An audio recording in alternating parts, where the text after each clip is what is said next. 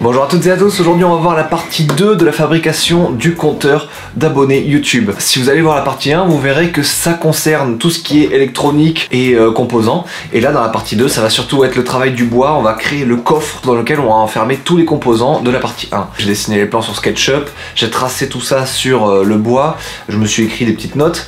Et maintenant je pense que je suis prêt à me lancer. Il y a plein de choses sur lesquelles je ne suis pas du tout sûr. Peut-être des choses vont foirer totalement pendant cette construction. Mais c'est ça qui est fun, c'est de se lancer et sans trop savoir si ça va fonctionner ou pas. C'est parti? Allez, c'est parti. Bing. Première étape, raccourcir un peu le bout de bois sur lequel je vais travailler car j'ai vraiment pas beaucoup d'espace disponible dans mon bureau. Ce bout de bois, c'est une chute du plan de travail que j'ai installé dans la cuisine l'autre jour. Je vais découper ça à la scie sauteuse et pour faire une bonne découpe bien droite, j'utilise une cale contre laquelle je vais faire glisser la scie. Je branche l'embout de l'aspirateur pour limiter un max la poussière dans mon bureau et c'est parti. Une bonne découpe, Michel, s'il te plaît. Deuxième étape, creuser 2 étages de profondeur différentes dans le bois. Un profond et grossier pour faire passer les câbles derrière les panneaux LED et un autre beaucoup plus rigoureux pour épouser le contour des panneaux. Bon, après quelques minutes de défonçage, voilà, il y a le terre-plein central qui est prêt, on va dire. C'est celui dans lequel on passera les fils, les câbles, etc. Là, pour le moment, on s'en foutait de faire du travail un peu de cochon, que ça déborde, etc. C'était pas grave. Mais là, il faut surtout pas que ça dépasse sur cette bordure ici, sinon on est dans la merde. C'est pour ça que là du coup je vais commencer à faire des systèmes de guidage, histoire de ne pas envoyer la défonceuse n'importe où. Voilà, vous voyez, ça je vais le découper, je vais le mettre à part. Je vais suivre les petits traits noirs que j'avais fait au préalable pour faire le contour de mon compteur. À ce niveau-là de la fabrication, je désespérais un peu d'arriver à un résultat convaincant un jour. Cela faisait 2 heures que je creusais mon bois et je trouvais que ça ressemblait vraiment à rien. Alors à la fin, je découpe comme un forain, sans mettre de cale ni rien. À la louche, comme un gros boucher. Ta-da-da-da.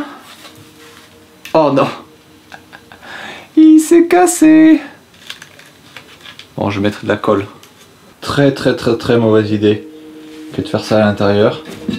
En même temps, j'ai pas vraiment le choix, vu que j'ai pas d'extérieur. Mais là, tout est plein de poussière, à tous les étages en fait, voilà.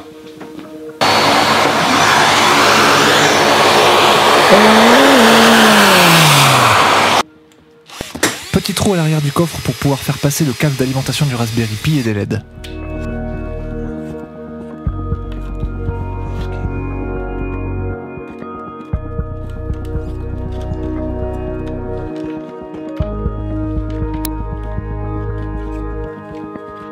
Première tentative de disposition de l'ensemble du circuit dans son coffre pour voir si ça tient.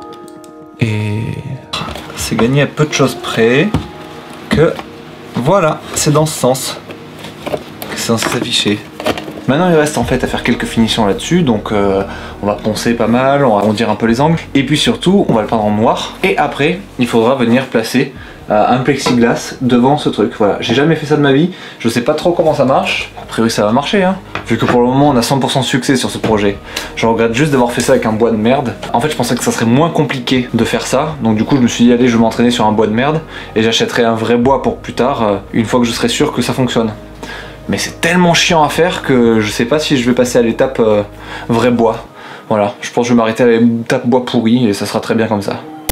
Petit coup de ponçage pour permettre à la peinture d'accrocher un maximum.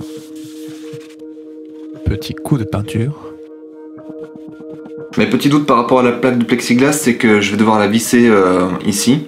J'ai peur que la vis craque cette arête qui est très fine. Donc on va y aller très lentement au moment du vissage quoi. Voilà. Découpage du plexi à la scie sauteuse, j'ai mis une lame métal et c'est passé nickel. Et voilà, match à la perfection. Alors bien sûr il faudra enlever l'espèce de film qui est là-dessus, mais on fera ça une fois que tout sera branché.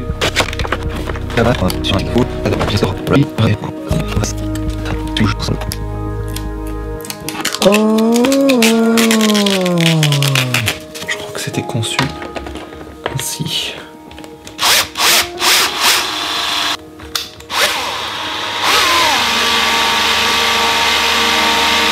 Ne craque pas, petit bois, ne craque pas, petit bois.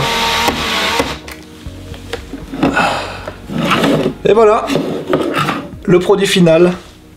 Oh,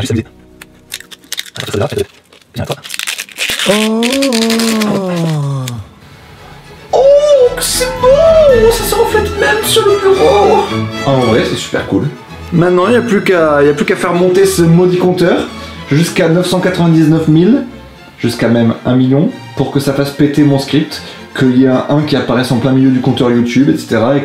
et qu'il faille refaire toute la box, c'est tout. Merci beaucoup à tous d'avoir suivi ce build du coffre de mon compteur YouTube. J'espère que ça vous a plu. Vous avez vu, c'est du bricolage dans tous les sens, hein. C'est des tests.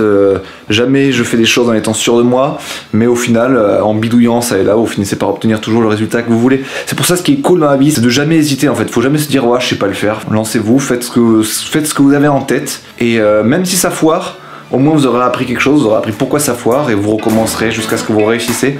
Et quand vous êtes beau gosse comme moi, ben vous réussissez tout du premier coup, et bon là c'est une autre phase de la vie qui commence encore. Hein. Allez, ciao.